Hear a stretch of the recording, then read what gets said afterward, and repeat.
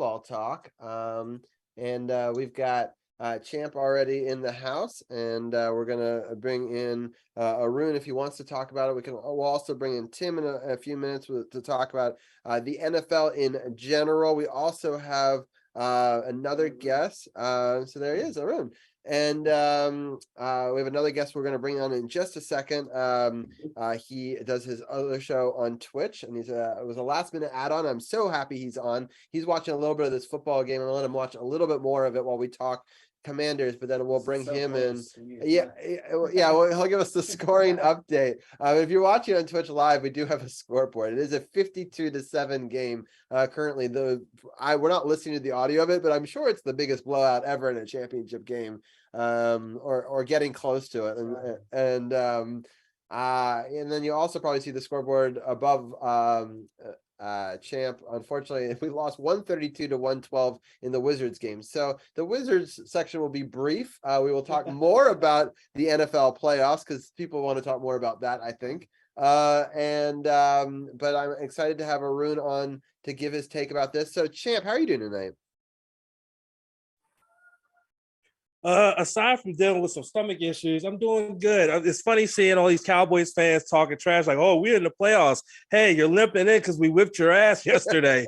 Yes, limping is such a good way to put it, because I had to remind some Dallas fans, and maybe this will jinx them for them, but 7 times they played Tom Brady and they've lost all of them, and they've lost every road game since the 90s, and they got their ass whipped by a team that couldn't make the playoffs in the previous week. So like, that's not a lot of good energy going into a playoff game. Not at all, especially with Dak on a 7-game streak of throwing at least one interception. And that 7th game was a pick 6 on the very same throw that he did the previous one where it was almost picked off.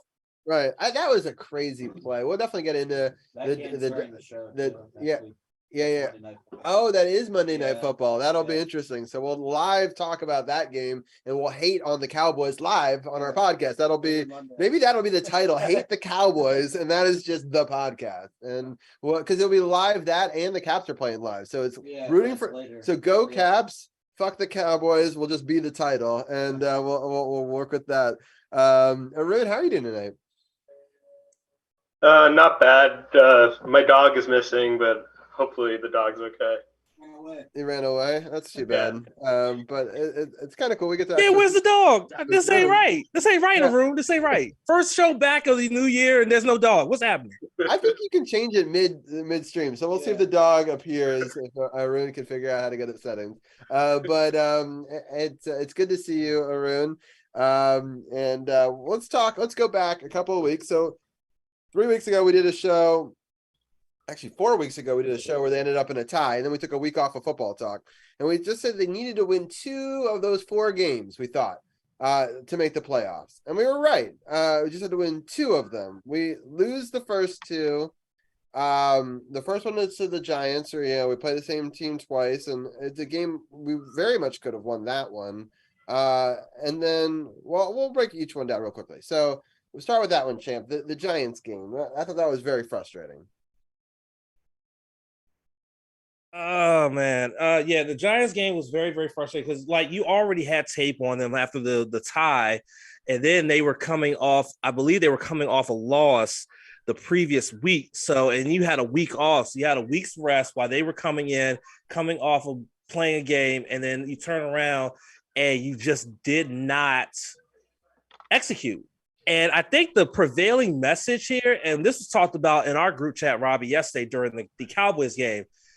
Scott Turner doesn't know his head from his asshole when it comes to calling plays. And I just told a friend of mine who's a Cowboys fan, and I think that Scott Turner couldn't call plays on Madden, let alone an NFL football game, because he's not putting his offensive players with the talent that he has in the right positions to make plays and to score. I don't think we've had a top 10 offense in years, honestly, because it's like we're not being put in the proper place to be able to execute and to be able to score and to be able to get those big plays. And it showed first off with this Giants game, and it just snowballed from there. Yeah, and I kind of felt how the Giants game was going to go, and I even said that on the show, was going to dictate how the direction of this. I thought if we lost the Giants game, I really thought that we could lose all 4 of them.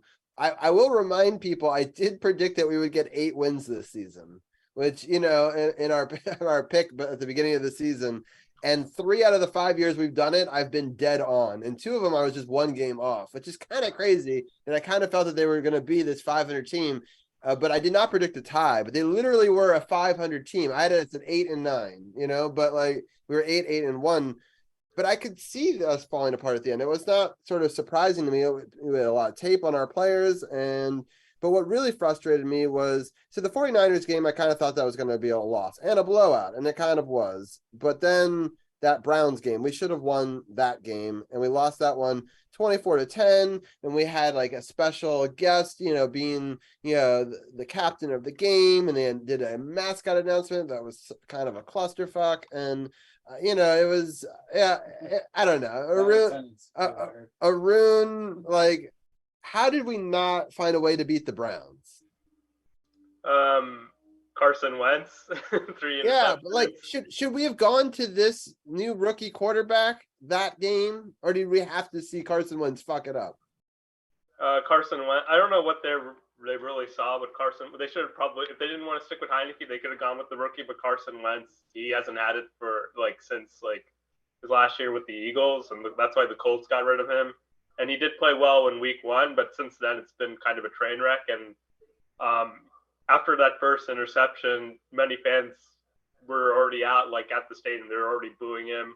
And it was still a game in the end of the first half, but Wentz was just pretty awful. And I think whoever that running back was, Wentz, overthrew him, on 4 different screen passes. It felt like 100 actually. You knew it was going badly so early in that game, and they still stuck with it. At some point, the crowd was chanting to put in Heineke, and they still wouldn't do it. It's like they had to fuck it up so that way they could prove to cut it without any repercussions. But it's like, you could make the playoffs. You don't need to prove that point.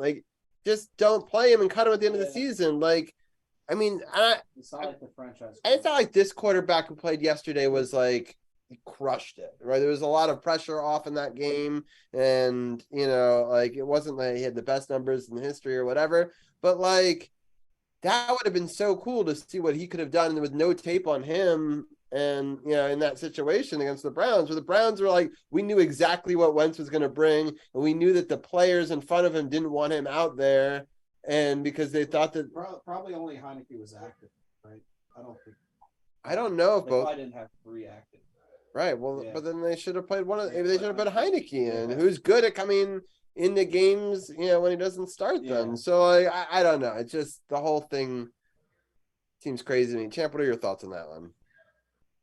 I mean, the Cleveland game should have been it should have been a lot better, especially given the fact that Deshaun Watson is still trying to gain his footing after missing most of the season. The problem was Nick Chubb was still beasting out as running the football, and he wore out the defense. And on the offensive side, once again, it was just lack of execution, lack of urgency, a lack of everything when it came to that game. Cleveland should have been a slam dunk win, and it turned out to be the dagger that got somewhat pierced into the heart, but not quite in there yet. Just wait until the next week. That's when the dagger goes all the way in and just finishes off this team. But this should have been a win all the way around, but it just didn't happen that way. Yeah. All right. I'm going to get each of your thoughts real quickly on the mascot.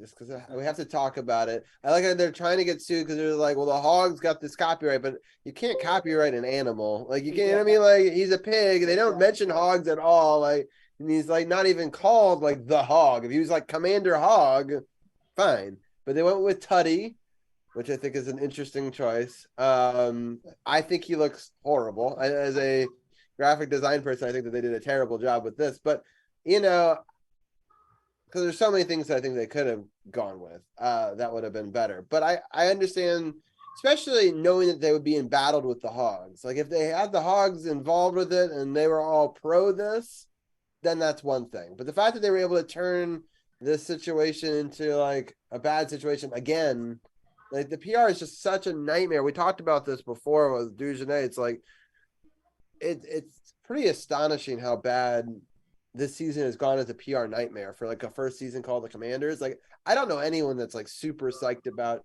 the team identity or the name. Like I like what the coach has done to turn around some of the culture of it, but the culture could have changed with the Washington football team. Like the name Commanders didn't help that, right? So far the unveiling of Commanders has been lackluster at best, and I just, what are your thoughts on the first team as the Commanders and then this mascot being unveiled? I'll start off with you, Champ. Listen, I'm the type of fan that I don't give a shit about none of this other shit. I don't care. All I care about is what's being produced on the field. And right now, as a fan, I'm frustrated with what's being produced on the field. The fact that we had our destiny in our hands, and now we're sitting at home with an 8-8-1 record. I don't care about no mascot. I don't care about no name. I don't care. I don't care. You could call them the Washington East Jesus Nowheres. I don't care.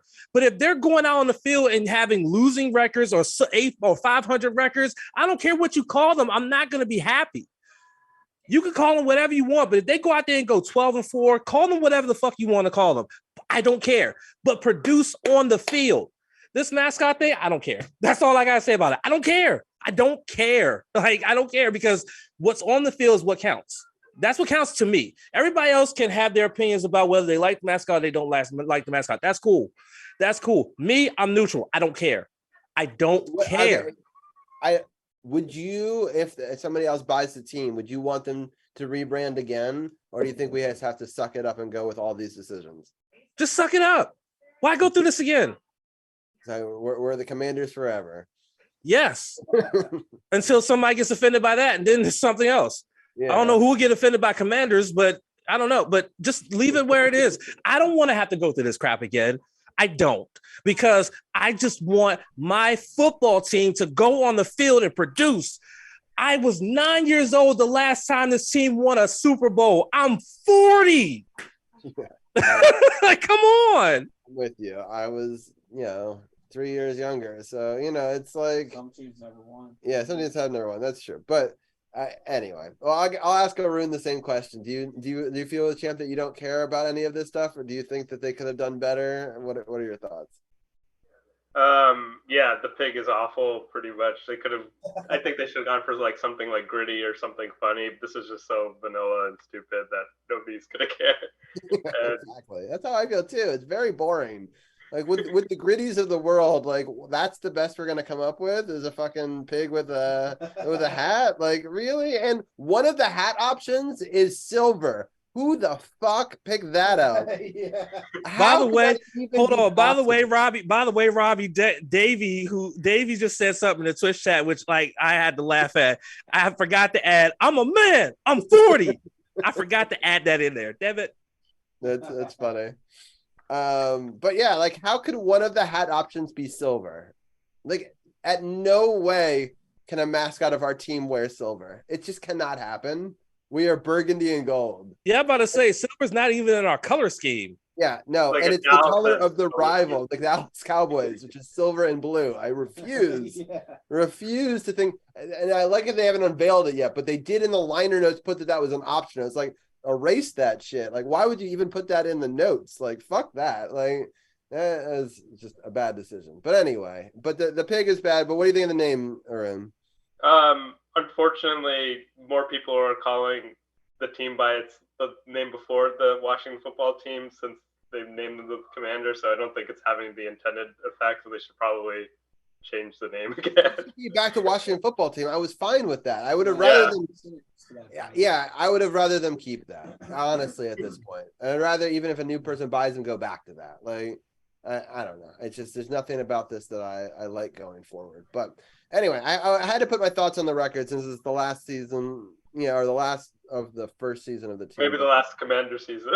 Yeah, maybe someone buys it out and changes it right away and just pays that guy the trademark thing. I was like, I get that guy like gambled and bought all the trademarks and you can't use any of them, but fucking just pay up. If you're going to pay that many billions for a franchise, like pay the guy $1,000 or whatever. That's better than pay billions, I guess. But He's gonna make billions, I guess. Yeah, I don't know. I still think it should have been Warriors. It could have been so many other things. It could have been Red Tails, Red Hawks, Red Wolves. Oh god, it's funny. Yeah. Well, there you go. Davey wanted another touchdown, and wait, did they score it? Oh yeah. But why isn't it coming up on the screen?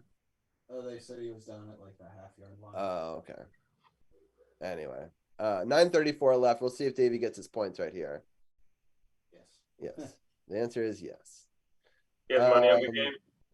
Yeah, this is like the worst championship game in history. Yeah, the semis were too good. They had to have it. Yeah, I both knew teams were so good. TCU was gonna get shit on. I knew it. Like as soon as I saw the match, I said they about to get dominated. Like Yeah. Georgia's too good.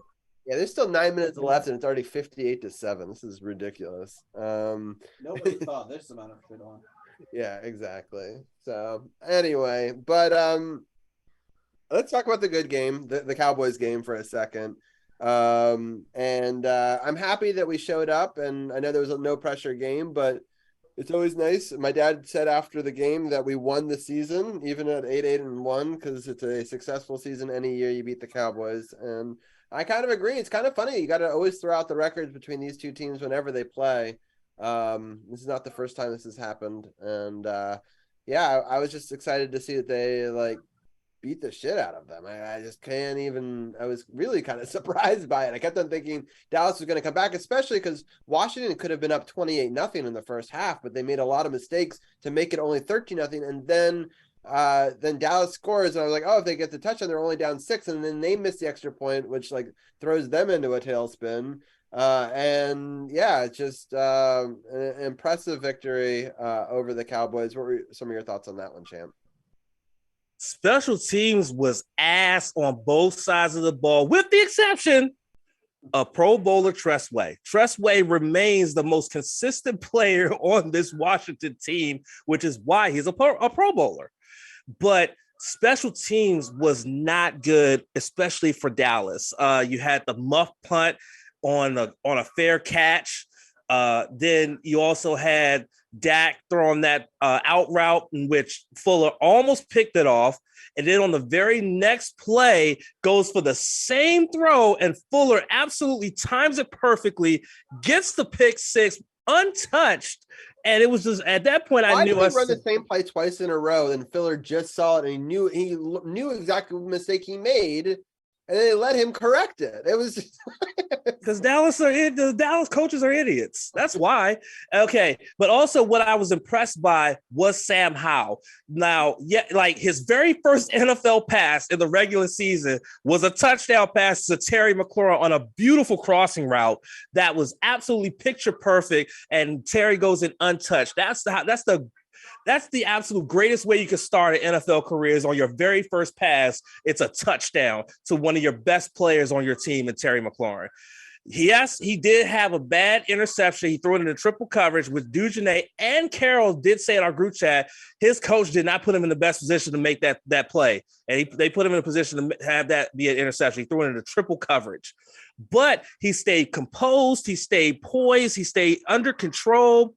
He also had an impressive rushing touchdown on a beautiful option play that was absolutely awe-inspiring. He became the first rookie quarterback, and I wish I had my soundboard to play Stat of the Day like I do on my podcast. He became the first rookie quarterback since RG3 in 2012 to have a passing and a rushing touchdown in their very first game. So I beat you to it, Haroon. I beat you to it. But no, Sam Howell was very impressive, but what I was not impressed with was the play calling. Like, they could have had a lot more points here. They could have really blown Dallas out of the water here, but they just didn't make the right plays when they needed to. But I'm not going to harp on that. It's a victory. They end the season on a high. They finish the season at 500. They go into the off season. They're going to mostly have questions on the offensive line.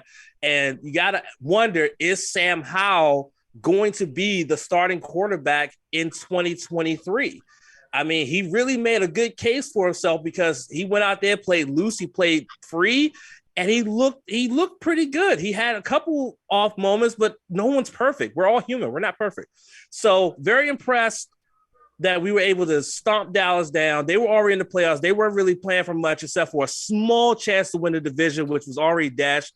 Which was dashed when the Eagles ended up whipping on the Giants, and it is what it is. Yeah, I like. There's a poll on Twitch. Do you care about the mascot? It got tied 2-2. Half the people did not care, and half did. And then I like Stuart's comment here. I only care about the team names when they're as crappy as the Commanders. So even in Canada, they agree that it is a bad name. So, but yeah, it's pretty bad for sure. But I was pretty happy with at least the result. Arun, what are some of your thoughts on that game? Yeah, the special teams errors by Dallas was pretty much gave Washington an early lead, and then Dak was pretty awful in this game, only 128 passing yards. Powell was pretty solid, 169, and he also ran for 35 yards, and that first drive was great. That interception was pretty bad, but the defense played out of its mind. Only allowing 6 points to Dallas is a great job by the Commanders, and Dotson also with 3 catches and 72 yards, and he seems like he's gotten it going. He's a bright spot for the season. And I think the team just plays a lot harder when Carson Wentz isn't the defense, especially. I don't know what it is. Maybe they just don't like Wentz, but they just play a lot harder when he's not in the lineup. Yeah. Yeah, Jonathan Williams, I don't know. He had 14 carries for 32 yards. He was also awful in the Browns game, but it's good that Patterson got it going. 17 carries for 78 yards. Shout out to the defense, though. Jack Del Rio had those boys ready. Like, they held the Cowboys to 6 points. They had them boys ready to go, and Dak and them had no answer for it. Even though Tony Pollard did manage to eclipse 1,000 yards on the season, it still wasn't enough. So just as a social experiment, because a lot of the groups, I sometimes share to Facebook groups so people can comment. And so there's a lot of groups that are still called Redskins and they won't change the name, right? So they always get really mad when I talk about put Commanders in the share text. So I'm testing it to call them the Redskins to see if they come in and give their thoughts on the team mascot name. We'll see if I get more play in those rooms. And I like that flat guy, Ryan. He said, the saying about putting lipstick on a pig. How would you feel about the mascot if they put lipstick on it? And I think that would be pretty funny. I laughed out loud when I read that. And Kansas City has the Chiefs already. That's true. And a lot of people really didn't have problems with the Redskins name until a couple of years ago, and I think that a lot of that's manufactured. Statistics seem to show that it wasn't as big of a deal, and more people think that this name is terrible, I think, than that one. So, I'd be interested to see if the comparative numbers. But all right, let's bring in Davey, and we can talk about the NFL playoffs here. We're also gonna put up a second camera here. Let's see. I'm gonna just keep the mic over there. Oops. There we go. Oops. Hold on, I'm trying to read the mic. All right. I think that now. Yeah, we're good. Why do I still hear myself?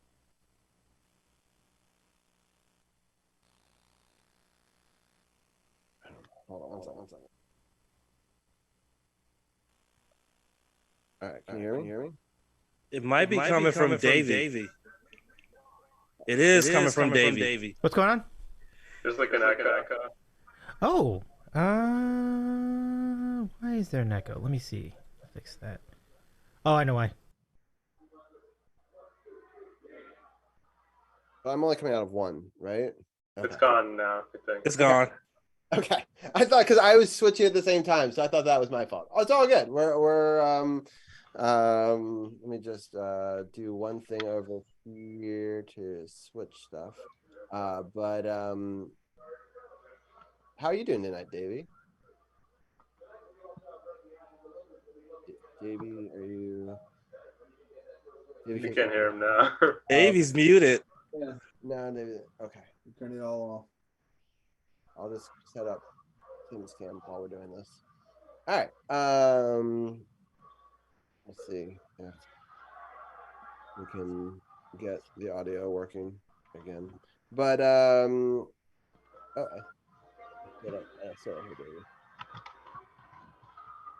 but I also thought it was probably fun. Okay, check.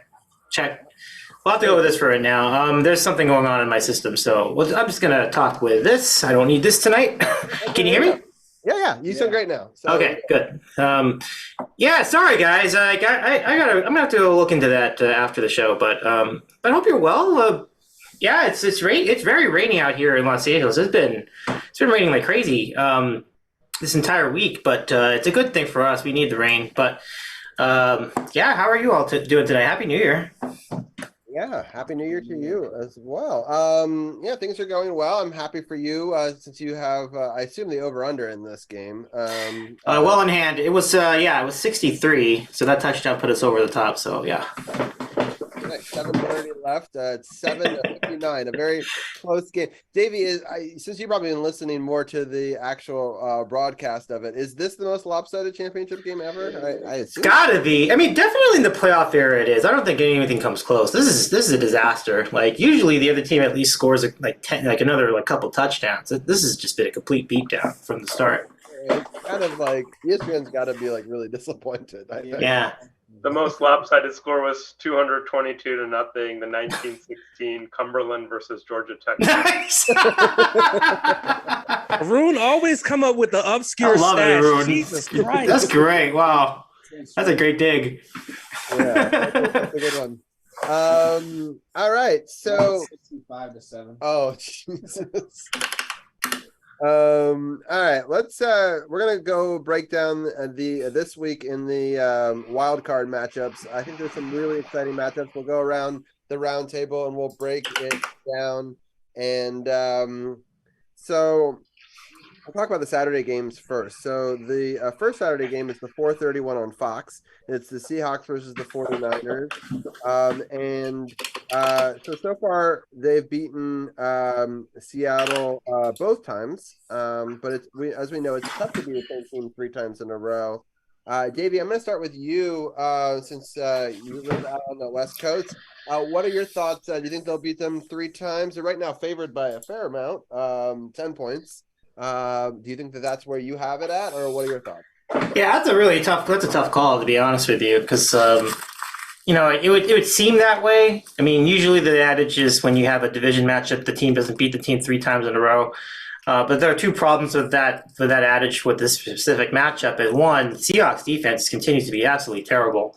And 2, I think the other thing is that I think we haven't really seen Geno Smith in a while in a playoff scenario, and kind of curious as whether the pressure of that might get to him at some point. But overall, he's been really great. So I would probably actually call for a closer game, believe it or not, because one thing that they can do that I've seen with the Niners lately is their secondary has really been getting torched. Like you saw with the Raiders about a week ago. And early on in the game against Arizona, they were getting torched too, but they just didn't have the same kind of weapons on offense. Seattle have good weapons on offense. I mean, you got we've seen Lockett do it all year. DK, I know he was hurt for a while, but he's been great. And then, of course, about Walker at running back, and it's a pretty solid offense overall. And I think as long as Geno doesn't turn the ball over, I think they're actually going to be in the game for a while. So I can't speak to what how high scoring it's going to be. It is probably there's going to be weather. I don't know if it's necessarily going to rain. I think the rain will be over by the time the game kicks off in Santa Clara. But it's probably going to be pretty close. I just don't know what is it going to be 35-31? Is it going to be 27-24? Is it going to be 17-13? It's going to be close. I feel pretty good about this being the Seahawks being in the game for at least the first half. I'm going to go to you next, Tim. What are your thoughts on this matchup? I like San Francisco in this game. I think it definitely could be close because the teams really play well, but Seattle barely won yesterday. They needed overtime. Geno's had a great year, but Seattle's kind of turning down. They didn't finish very strong. and San Francisco looks like a really kind of like a juggernaut team in the NFC. So I see a lot of people picking them to go all the way to the Super Bowl. So I'm going to pick them in this game. Not necessarily a blowout, but I think they're going to win by probably like 2 scores. And I think the first half could be close, but just they've got, a great running back and a lot of weapons and good defense overall. So I think they'll pull it out. Champ, what are your thoughts on this one? This is going to be an interesting game because you look at Seattle, who has had an up and down season. But I've been really impressed with Geno Smith. I mean, Geno Smith, I felt like he was going to be out of the league by now, but he's on this team. He has a great dynamic 1-2 punch at wide receiver with Lockett and with Metcalf. But on the other side, San Fran's offense is so dynamic with CMC, with Samuel, and then they have Mr. Irrelevant 2022 at the helm, and they are in the playoffs and hosting a playoff game. Can you imagine Mr. Irrelevant winning a playoff game at quarterback? I don't think that's ever been done. I'm pretty sure Arun will correct me because he has those type of stats in his mind, but I can't think of anybody who was picked the last pick in a draft at any position, like quarterback or what have you, or anything like that, and winning a playoff game. But yet this San Francisco team just feels like a team that's going to be someone to look at and be like, I don't know if I want to play that team. It's hard to beat a division opponent 3 times in a season. I think San Fran will do it. They're going to beat the Seattle Seahawks this Saturday. Yeah. And Arun, any final thoughts on this one? Yeah, I think the 49ers should win. I guess the offense goes off for like 100 yards. But yeah, I don't. Debo Samuel after they've acquired him. I think they played the first time, and he was kind of saved last week against Arizona. I think Tyler Lockett's he's also banged up, so that will leave Seattle a little bit shorthanded. And I don't think their secondary has been playing that well, and I think the 49ers will probably win, probably by double digits. But you never know the rivalry, but that's what my prediction is. Yeah. All right, let's go into the next one. The Chargers Jaguars, which I think is a really interesting matchup. That one's going to be the 8:15 on NBC. So it's it's weird because this has happened before, but the Chargers win a division, the Chargers have got 10-7. They're a wild card team, but the Jaguars are such a bad division leader. They did win that last game of the season for them, also on a Saturday. Saturday night. So they get to play 2 Saturday nights in a row, which is an interesting situation. I'm going to start off with Champ. What are your thoughts on this Chargers-Jaguars rematch, which actually had happened earlier on in the season where the Chargers or the Jags were able to beat the Chargers 38-10 in LA? The Jaguars are such an interesting phenomenon because last season they were absolutely horrible. They were horrible, and they had not a full-on turnaround, but enough of a turnaround to win their division and be in the playoffs, though the AFC South wasn't the strongest, honestly. It wasn't the strongest division in football, but they did enough to be able to get to where they are. Clearly they're moving along in all cylinders. They're hitting all the right notes and things of that nature, but I feel like LA, they're going to come in with something to prove. They're going to come in with something to prove. They're going to come in with a swagger about them. And I feel like LA will come back and get the victory here. I don't think that the Jaguars, as up and down as they've been, I think that the Chargers are going to be much better in this one than the Jaguars.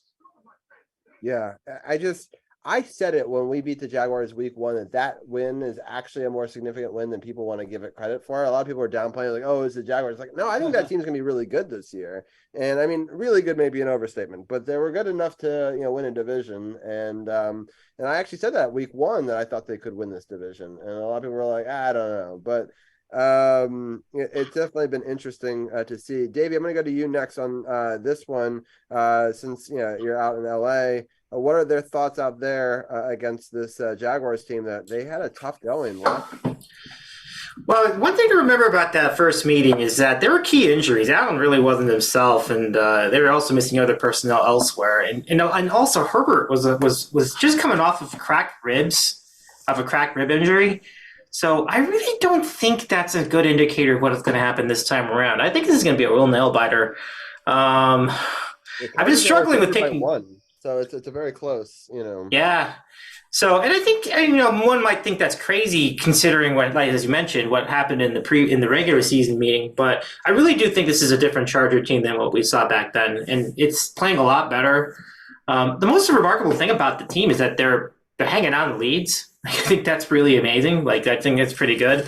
Obviously, this week doesn't have anything to do with what their performance has been like. They were resting guys in the fourth quarter. Right? It doesn't really count. But picking a winner, this is gonna be tough. I think you could go either way. The one thing I would say is it's probably going to be a bit more of a rock fight because Chargers are on the road, and the other thing is the Jaguars aren't really known for high scoring games in general. Like, especially in this latter part of the season. So I think the Chargers will win. I do. Just because I feel like they've got a little bit more experience in the playoffs, and Herbert's had some seasoning as well. I'm trying to remember if he's had a playoff game before this one. I think he did. But I'm trying. A lot of things have happened in the last few years, as you all know. But anyway, yeah, I think they'll win. But it's going to be it's going to come down to like the last possession. I'm going to pick the Chargers here, too, because I just thought Jacksonville, they're a team that's going to probably win a lot of divisions, championships in the years coming up because they have a lot of talent and they're young, but they didn't play that well against Tennessee. Like, Tennessee could have won that game very easily with a pretty bad, banged-up offense, third-string quarterback. I just think, Jacksonville is still not really ready for prime time, so I think the Chargers will pull it out, but it is a hard game to pick, and I think Jacksonville is going to be right back next year. And Arun, final thoughts?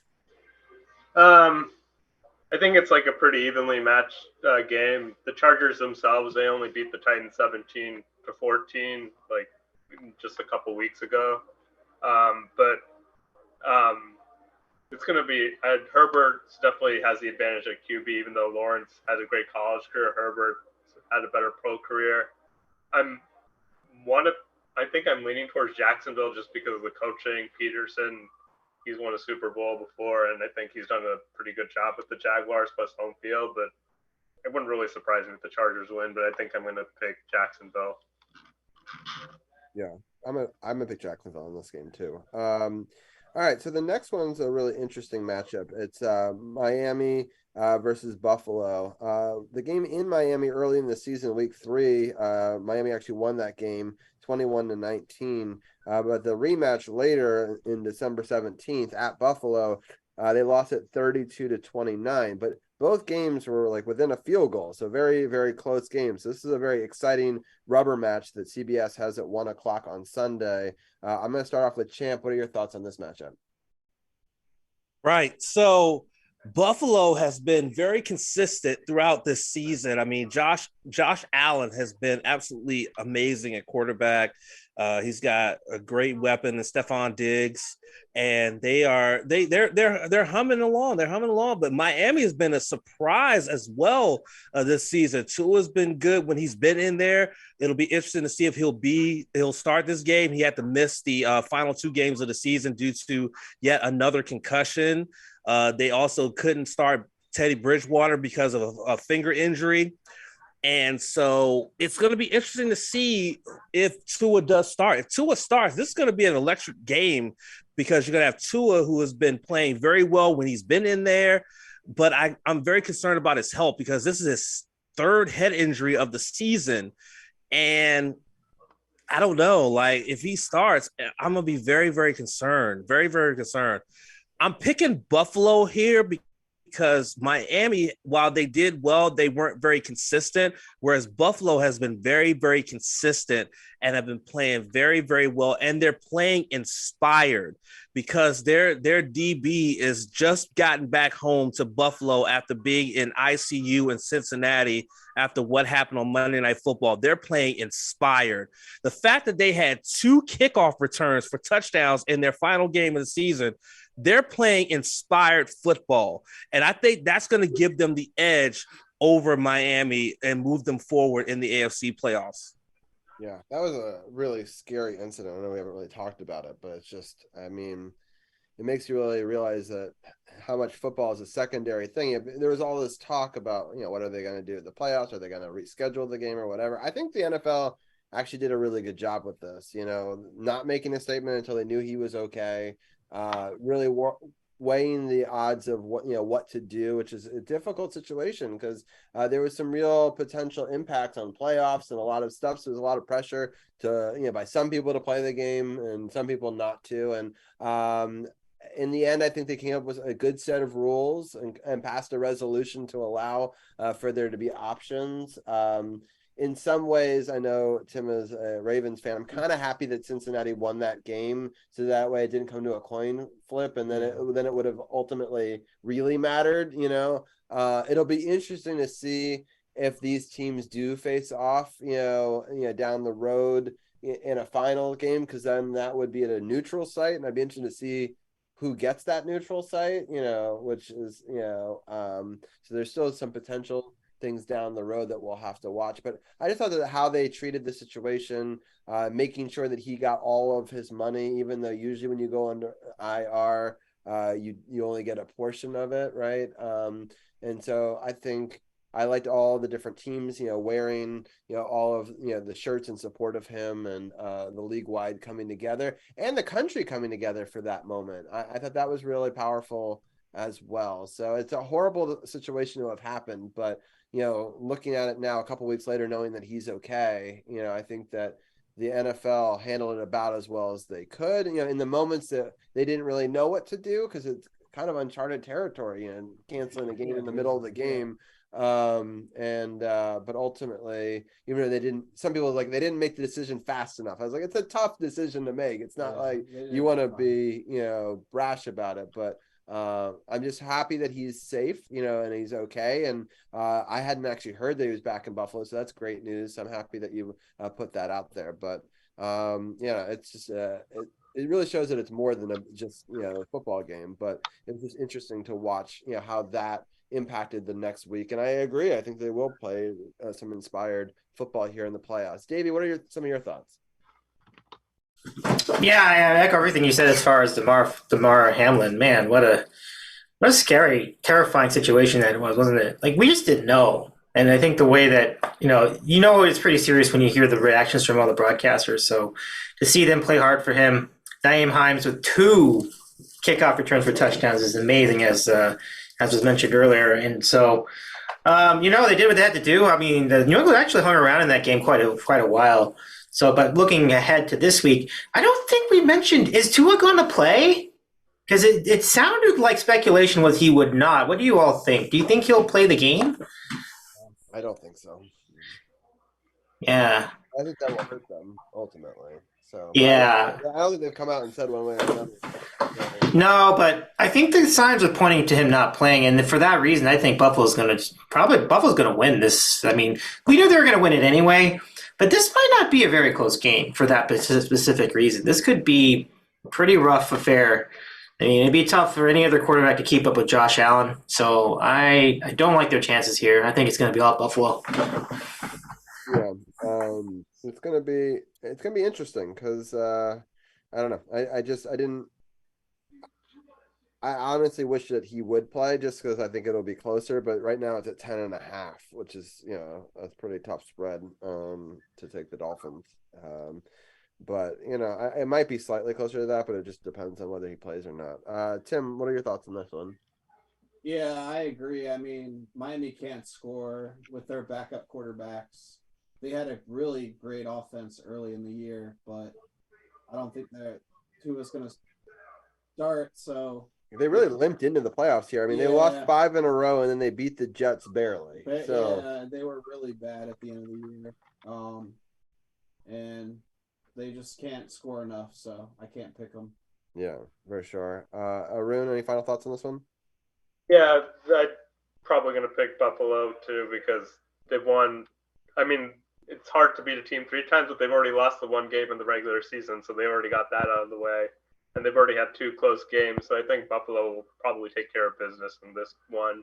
Although they are going against Tyreek Hill, who did have that amazing game against Buffalo in the playoffs. But if nobody can throw him the ball, then it's going to be tough for him to complete these great plays that he's capable of completing.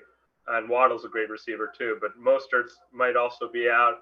And I think Terry Bridgewater, I don't know if he can't play either, then it'll be really tough for Miami to win. So I'm picking Buffalo.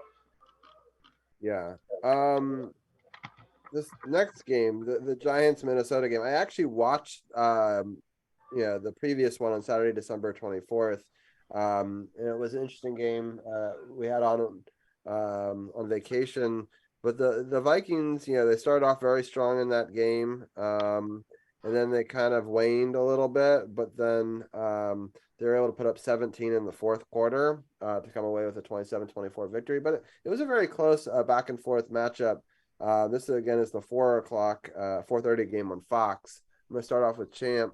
What are your thoughts? Do you think the Vikings take care of business, or do you think Kirk Cousins chokes per usual? Oh man, freaking Kurt, man. I've seen a lot of people online say that even though the Vikings have such a great record, that they're still a bad team, and I don't know if I don't know. I just don't know. The Giants have seen such a turnaround from last season, and they've been up and down. So this is really a hard game to call because you look at Minnesota, who have such a great record, but they haven't been that impressive, which is crazy to say with such a record.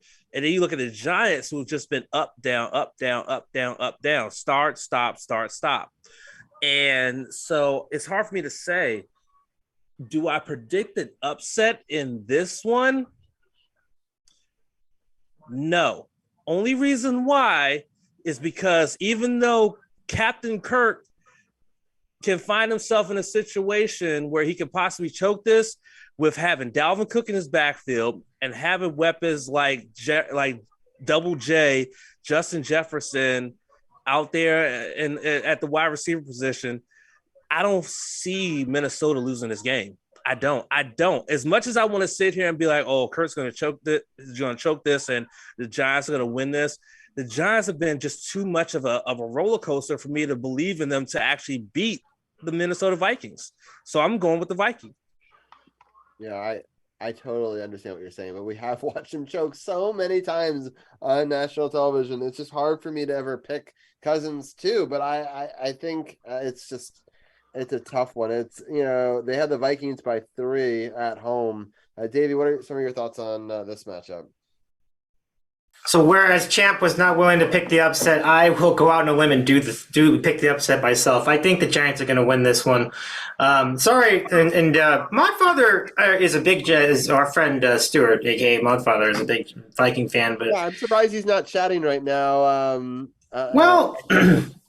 I will say this: throughout the season, he's been saying they were the least convincing 12-win team, or whatever the win was at the time. Like the least convincing 10-win team, the least convincing 11-win team, least convincing 12. And the reason for that is fairly simple. It's because the point differential doesn't really support the record, and they certainly had some bad games along the way as well.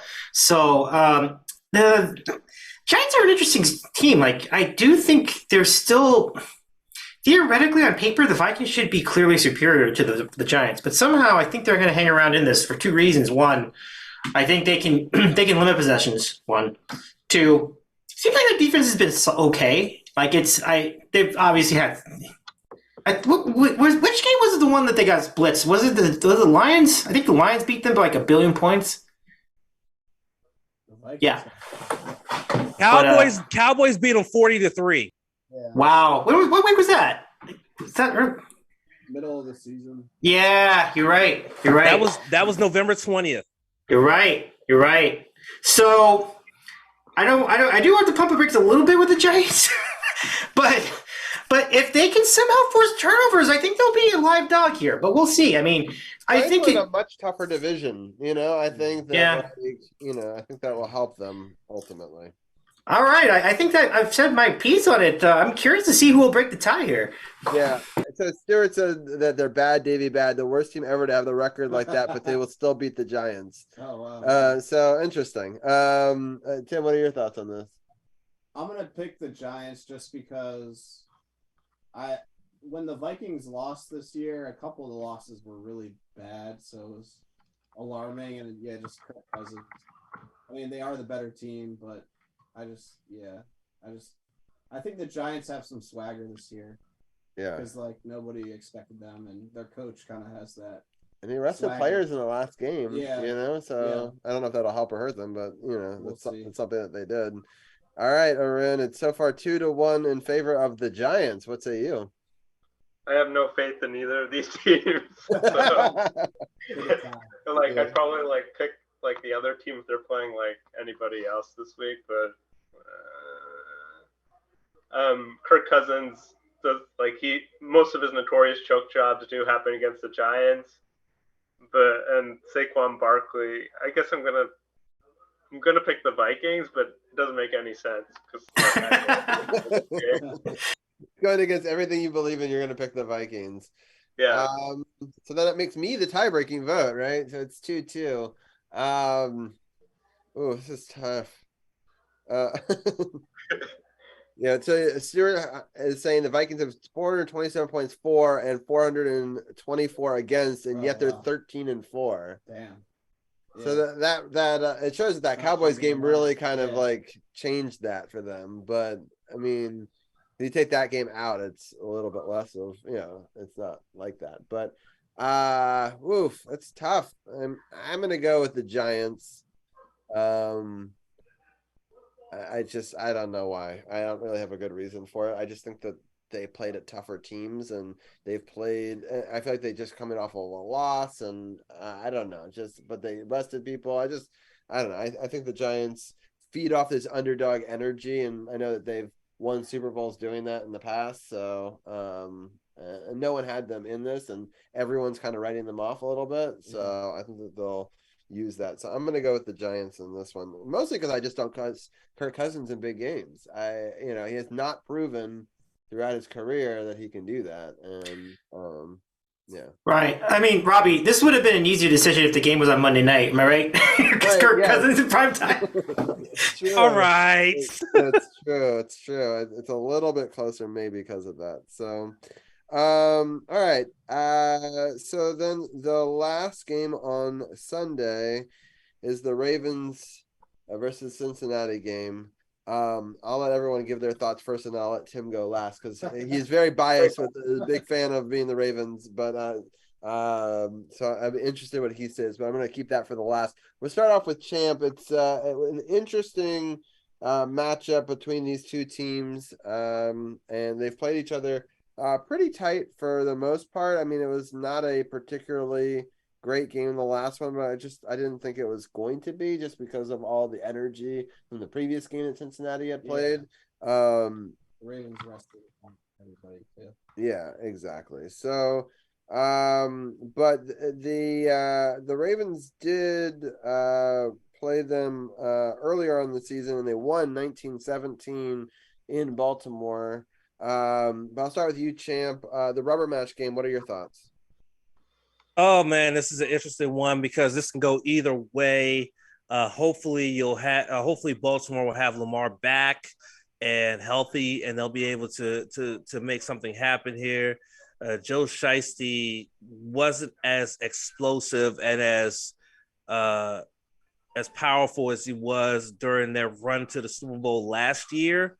So I think that comes into play as well. You know, you didn't hear a lot about him this year as you did last year when they made that improbable run to face off against the Rams. So it'll be interesting to see. I will say this. If Lamar does play, it's going to be a very close game, but I will give the edge. Tim, I am so sorry, but I give the edge to Cincinnati. But it's a very, very small edge. I honestly would not be surprised if Baltimore pulls this out, but my official pick is the Cincinnati Bengals. Again, Tim, I'm so sorry. No problem. Yeah, I mean, I think Tim isn't Yeah, going to be I'm surprised, kind of in agreement. with this. So, so we really don't know what's going to happen with this one because the coach is non-committal. He said in today's Monday press conference that I don't have an update right now on his quarterback. And I think the longer it goes into the week that he doesn't practice, it's a little less likely we're going to see him. Practice by Wednesday. Yeah, so it'll be interesting to see if that happens. Davey, I'm going to go to you next. What are your thoughts on this matchup? Yeah, I felt it's going to be Cincinnati's game the whole way. But if Lamar is back for the game, it could be very interesting. So, one thing that Lamar Jackson has been really known for is making big comebacks late in games. You know, we've seen a lot of really extraordinary ones, like the one against the Browns. I think a couple of years ago was really amazing. So I think it's just a matter of how healthy he is. I don't know. Yeah, I can't really make a key. So for that, I don't until we figure that out. I think you got to take Cincinnati.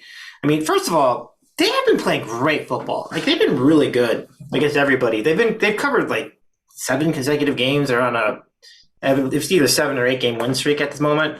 So nobody's playing better football like over the course of the month than Cincinnati at the moment. And so it's been an amazing run. Doesn't mean they're going to get it, but I would definitely take my chances. So the game went final, by the way, 65-7. That is the biggest bowl game. Yeah. Yeah, so it's pretty bad. But anyway, I just wanted to let people know my TVs are about to go off because they've been idle for so long because I have not cared. So all right, I'm gonna get Tim's take. Arun's take next. Yeah, I'm probably going to pick Cincinnati. Just they haven't lost since they got blown out by the Browns, and I think they've had a wake-up call. They beat the Chiefs. They were winning that Buffalo game before that terrible injury, and I think it's going to be if Lamar comes back, then that'll give the Ravens a chance. But I'm not sure if he's going to play, and maybe he shouldn't with his contract like on the line. He hasn't been secured a long-term deal, so I'm probably going to pick Cincinnati. Yeah, and Tim, what are your thoughts? Yeah, I mean, I pretty much agree. I think if Lamar plays, the Ravens could definitely win because he beat the Bengals earlier this year, and the Ravens are fresher. But the Bengals have been playing well, so I kind of picked them. But yeah, Wednesday's the key day because I think if Lamar can't practice by Wednesday, he won't play, and then it's going to be really, really tough with backup. So we'll see. Yeah, I have if Lamar plays it, they're going to win actually. But yeah, I would pick that, but I'm biased. But I could see it just because I think the Ravens kind of match up well against them this year, and they played surprisingly. I just think that they probably hit a lot of what they were going to do yesterday, and so they can do a lot of different things. From not really trying fully yesterday, and the Bengals did because they had to secure the home game, but. We'll see because the Bengals are on fire. But, it's a new season in the playoffs. Anything can happen. Right. Sounds good. All right. So, Davey, did you have a final thought you wanted to say? I think I got in. Wait, are we still in the Bengal game? Yeah. No, I mean, I'm pretty much checking what everybody else says. I think it's going to be a tough road for Baltimore to win the game. I wouldn't rule it out, but I think it's going to be Cincinnati's game here. All right. So the last game is the Monday night football game, which is Cowboys Buccaneers, which we will be covering live on next week's podcast. We'll have a Hate the Cowboys podcast. And we will also be rooting for the Capitals at the same time. So we'll have 2 live sports on again. Hopefully they'll go better than this week did. But it's going to be in some interesting matchups. We're going to start off with you, Champ. The Buccaneers played the Cowboys first week of the season. The Buccaneers were able to win that game 19-3. That game was at Dallas. So this game is in Tampa Bay. Dallas is still favored by 3 in this one. But what are your thoughts, Champ? Oh man, so Tom Brady waited till the very last game of the season to have his best game of the season with 400 plus rushing with passing yards, and just absolutely just torched their opponents with 3 touchdowns to Mike Evans. I mean, it was an absolute dominant performance. And that's the momentum that they need to go into the playoffs. It seems like, and the one thing is that Tom turns it on in the playoffs, no matter how old he is. When it comes playoff time, he turns it on. Like, he didn't do it last year, unfortunately, but any other time, he turns it on in the playoffs. Dallas is coming into this matchup having gotten their natural asses whipped by their longtime rivals in the Commanders in dominating fashion, with Dak on a 7-game streak of throwing at least 1 interception in a game. If Tom and that offense can put it together and that defense can force Dak to throw yet another interception, I think that Tampa Bay can win this game. So I'm going to go ahead and go out on a limb, and I'm just going to say I think that Tom and the Buccaneers will knock out the Cowboys. Cowboys are going to be one and done because they don't have a lot of momentum coming into this game. They limped in. They got beat by a team that's not in the playoffs, and they're going against a team that just, even though they were the best out of another worst division, it seemed like the South divisions in both the AFC and the NFC were really, really bad. But I feel like Tampa Bay has turned it on at the right time, and that's what counts when it comes to the playoffs. Like, you turn it on at the right time and you make that push. And I think Tampa Bay has turned it on at the right time, and I think they're going to move on to the divisional round by beating the Cowboys. All right, Davey, what are your thoughts? Could not agree more. I think first of all, the Tampa Bay defense has been pretty solid all year too. If they can get pressure on Dak, I think it's over. I think it could be a humiliating defeat for the Cowboys, depending on how well that defense plays. So Tom Brady turning it on in the playoffs, I absolutely buy into that. You saw it when they were in Green Bay a couple years back. I mean, people are, Green Bay is going to totally win that game. Tampa Bay, Tom Brady had a game. This was 2 years ago. I understand. But I will say that he's looked better, like, in the last few weeks. So, I mean, you want me to put money in? I mean, right. But for my money, I think it's going to be – I'm taking Tampa Bay here. And I'd be curious what everyone else thinks. Yeah, it's going to be interesting. I have to be curious. Are you going to be doing a show next week? Or are you taking the week off to watch the NFL playoffs? Oh, you mean on Monday?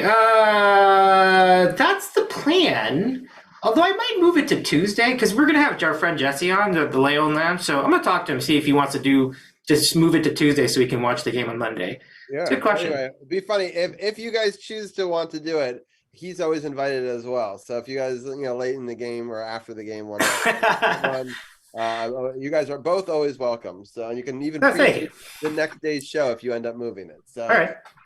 So I'll at least extend that offer to you for next week, and you can let me know later in the week what you end up doing. But let's get Tim. What's your thoughts on the Dallas Cowboys? I'm actually going to pick the Cowboys. I just think they would have definitely won the NFC South if they were in it. I mean, you can't really go with the Cowboys in the playoffs, but Tampa is just not a great team. I think, they were kind of limping through the season. They had a great game, definitely to clinch, like when Evans had 3 touchdowns, but it was against Carolina or someone bad in their division. So I could see Dallas just choking completely, and that's what I want to happen. But just my brain says they're the better team, and Tampa's only there because their division's terrible. So I'll just be the asshole and pick the Cowboys. Yeah. Wait a minute, I'm so confused. It says didn't Atlanta win? Wait, is this right? Atlanta beat them? Yeah, Atlanta won. Yeah, by a lot. Yeah, handily. Okay, but I thought you guys were saying Tom Brady had a really good game. I think we're talking about the game against Carolina the week before. Same game where he clinched and he threw 3 touchdowns. Got it. Looked great there. But it's just interesting that he did not look as good against the Falcons the next week, which is technically the game going into the playoffs. Yeah, but that game didn't mean anything. That's true. It was they clinched. So they just didn't. Yeah. I mean, it's interesting that he still played. He played, I think, the first half, and then they put him playing Gabbard. Oh, right, because he wanted to break that record for most completions and attempts, and he did on and he did on a single play. In the second half, they were outscored 20-0, so I think they were winning. Like the Tampa Bay was winning 17-10 at halftime, and then got it. And he had already broken that record. Okay, that all makes sense now. Why that? Because then the Falcons won the second half 20-0. So it all makes a lot more sense. I was trying to figure it out. I was like, wait, I thought that he was doing well in that game. Why was he taking that? Anyway, so I'll go to you next, Arun. What are your thoughts on this one? I'm kind of with Tim here that like Tampa has won like a couple of games, but they've played like some pretty bad teams. Like they took overtime for them to beat the Cardinals, who started Trace McSorley at quarterback, and Carolina they only beat by 6 points, and I think that game got a little bit iffy down the stretch of that. Like even though like Tom Brady had an excellent game, Dallas like played really awful against the Commanders, but I don't think they'll turn it over twice on special teams. I think that was probably the key to their downfall and not being able to run the ball. The week 1 loss 19-3, so Tampa does have a blueprint, but I just don't think they've been playing that well when I've seen them against like quality teams. Like against the Bengals, that third quarter, Tom Brady was pretty awful. So then Dallas, if they can get pressure on Brady, then they can stop him. Not really confident in Dallas's ability to win in clutch situations, but I kind of agree with Tim. They've been a better team throughout the season, and maybe it will count for something in this playoff game.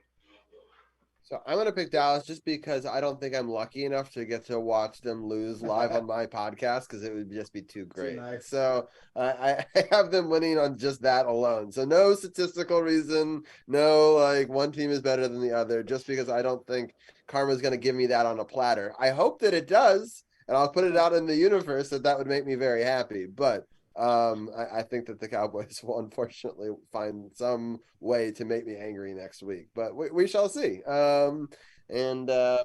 And with that, that's the whole super wild card weekend. So we've broken down all 6 games. It's been a lot of fun. Davey, I will let you give your final thoughts, unless you want to talk about the Wizards with us. I can't imagine. Yeah, we barely want to ourselves, but I can't imagine that you would like to. So I'm going to let you. I mean, it looked like a decent game on paper. They were only a 1.5 point underdog going into the game, so there was a chance there. But I guess it didn't. I can see it didn't work out, to say the least. Yeah, I mean, they started the game up 10 points, and then it still didn't matter at home. So it's frustrating couple of weeks. We'll break that down. But Davey, let us know the shows that you have coming up on your show, and and any other information you'd like us to know. Okay, so we're going to do our own NFL Super Wildcard Round preview here on the Sandwich Show on Wednesday. So that's coming up at 9 o'clock Eastern. Don't miss that. Other than that, we got some music. I'm just going to be dedicating most of the week to music. And then I mentioned Jesse next week. That'll be a really fun time. We'll have plenty of sports to talk about on that show as well. So a lot of sports-themed things and music-themed things happening in the next couple weeks. Nice. Well, people go check Davey out. I did give him a shout-out over here, but Davey is eating a sandwich is his it's long, but it's a really great show. I've gotten to come on a couple of times, and Davey's gotten to come on our show for lots of different specials, Olympics, World Cup, and now this. I do before you go, Davey. Last we left off, the World Cup was going into the sort of the end, right? And I have to say that was the greatest World Cup final I have ever seen. It was the greatest soccer game that I've ever seen, and I know a lot of us in this group really enjoyed it. I know that Champ doesn't really watch the soccer, but I just thought before we let you go, since we never got to sort of end that World Cup segment, what were some of your thoughts on what an incredible final that was?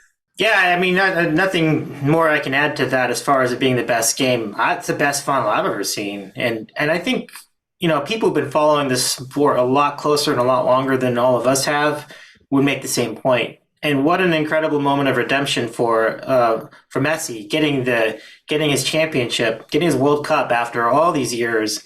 It's an amazing way to potentially close his career in international play. I mean, who's to say what will happen in the next 4 years? But it seems from what we know that this would be an amazing way to punctuate the ending of his career, or the last phase of his career. France, you can't feel too bad for him because they won it the previous World Cup. But what a run! The game. What an incredible ability at the end, where I thought, oh, it's not going to be that great of a game, and then it was, and then how it ended up with the I've talked about it before. I'm not a big fan of penalty kicks or shootouts, but it's hard. You can't make them play soccer forever. I get that. But I kind of am of the mindset in the championship game, it's silver goal for the first 2 overtimes and let them do 2 more overtimes of a golden goal. I mean, they can go for broke at that point. Yeah. You know what I mean? Like, it's not like there's any more games after that. So, 2 subs or whatever it takes. But, I would have preferred that. But there was a lot of drama. And for there to be a hat trick, is pretty incredible and in such a clutch game. And just both teams played well. I mean, often things aren't built up to be the greatest game ever and then succeed to be that, and so it was really kind of nice to see. So what a privilege to be able to watch that. Like, it was just a thrill from the beginning to the end, really. I mean, you did say that is true that Argentina were up for a while, but really crazy, like you said, like to see them come back in such a small amount of time. France coming back like they did. So they showed a lot of heart, which is really incredible. They didn't even have all their players. Like, I think certain guys were not in the game. And it's just an amazing game. So, big time props to both teams. The third place matchup on an airplane. I watched it and I put it on my iPad and stuff, and because they were able to have DirecTV on the flight that you can pipe in through your tablet. So I was able to watch, which wasn't that great of a game. The third place match game, I thought that was actually going to be a better game, but it was still fun to watch on an airplane. I definitely thought that was kind of a unique experience. Cool. But it was a lot of fun. But thank you, Davey, for helping World Cup coverage. I thought we'd just end it with that. But hope to have you on maybe for a future NFL segment or sometime in the spring when time allows for it. But enjoy your show. Hope everyone goes and follows Davey, and we'll talk soon. Well, thank you again for inviting me. Thank you. Have a great rest of your show, everybody. I'll see you guys soon. Thanks so much.